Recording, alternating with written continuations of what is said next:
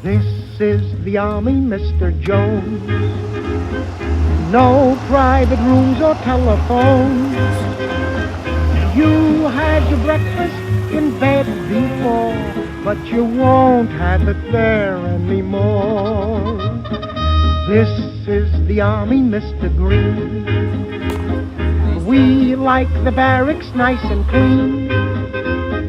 You had a housemaid to clean your floor, but she won't help you out anymore.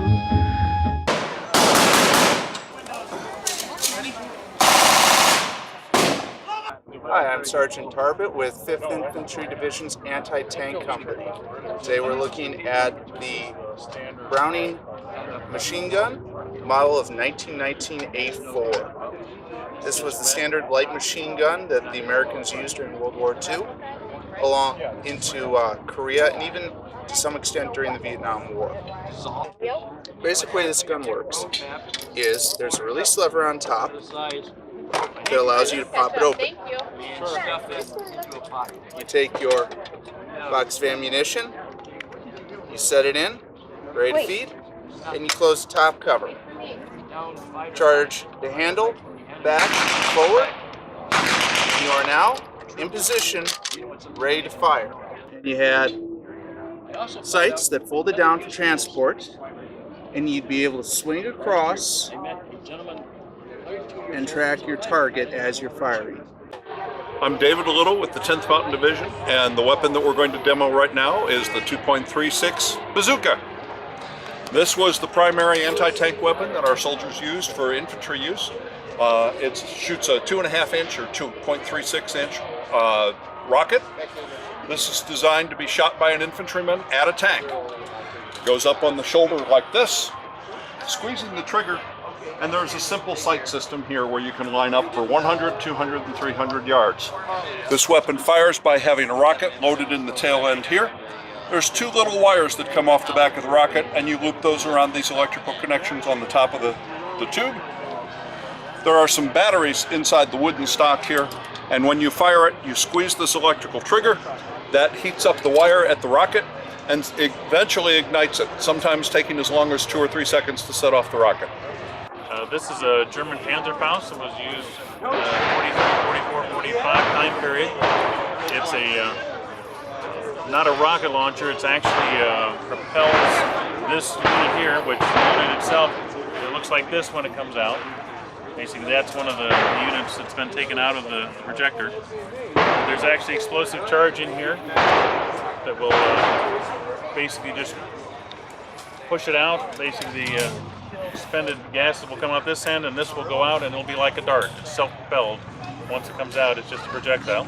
But you pull this up here, this is the sight. It's pretty crude. Basically you put it on your shoulder.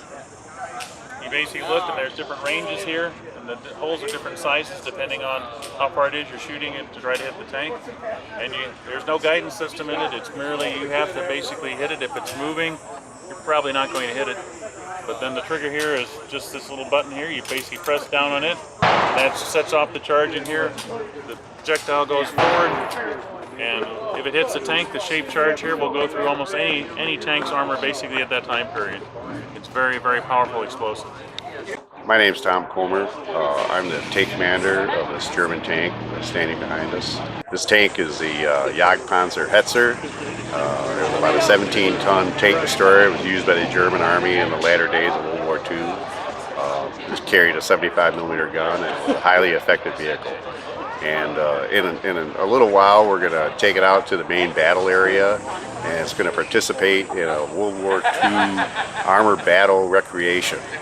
My name is Noah. I'm here in Rockford, WWII Days with 2nd Panzer Division.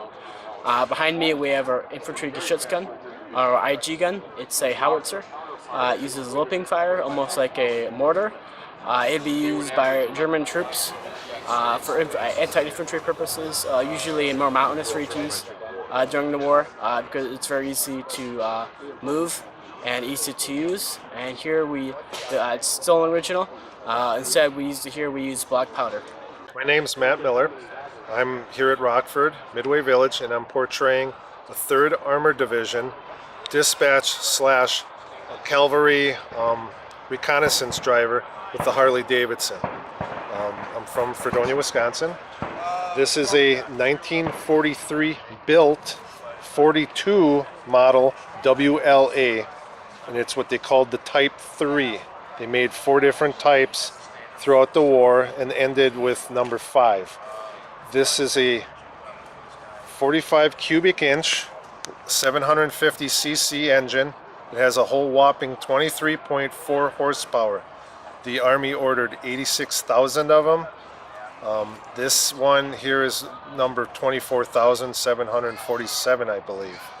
The Army was using these as a concept of the old cavalry charge. These here were kind of relegated secondhand when the Jeep came out. What they did do though afterwards is they used them for MPs and dispatch work, and then after the war they pretty much got relegated to being tourist vehicles, and a lot of the GIs used them all over Europe just to sightsee. Good morning. My name is Heinrich Jaeger Wilsdorf. Today I'm switching out from a K98 rifleman to a G43 rifleman. With that, I will be changing ammo pouches on my left side ammo belt. Basically, what I do is I take my rounds.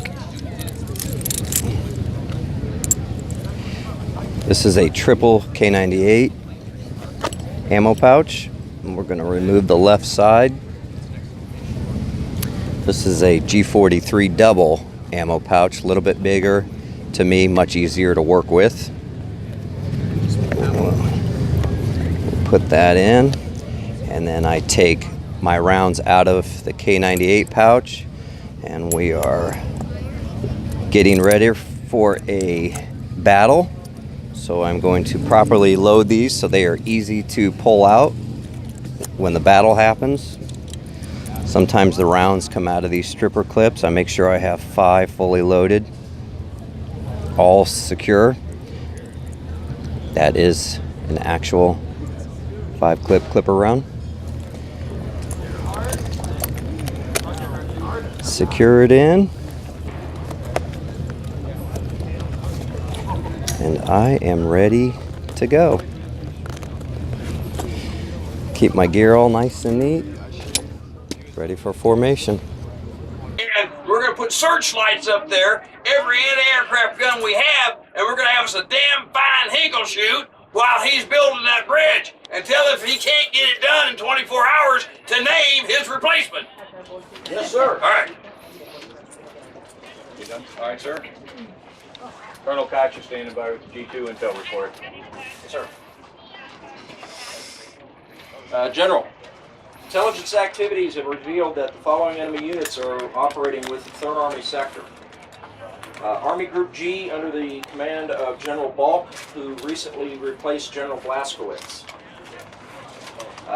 Currently, 3rd Army is operating against 2 German field armies, which are the 1st Army, commanded by Lieutenant General Mobelsdorf, and 5th Panzer Army, commanded by Lieutenant General von Manteuffel. We have something for you that's priority here. Another priority. Yes, sir. Come on in. Couple prisoners, sir, that you might want to interrogate. God damn it, it's like Grand Central Station. Where'd you get these Nazis? Yeah. Ask them what sector they were captured in. Wo sind sie verhaftet geworden? 15 kilometers this one.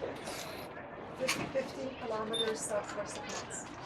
He has to do this for his country. Well, tell him I've got to do it for my country, and I'm sorry, I know he's a professional soldier, but if he don't tell them sons of bitches to surrender soon, there's not going to be anybody to tell to surrender to.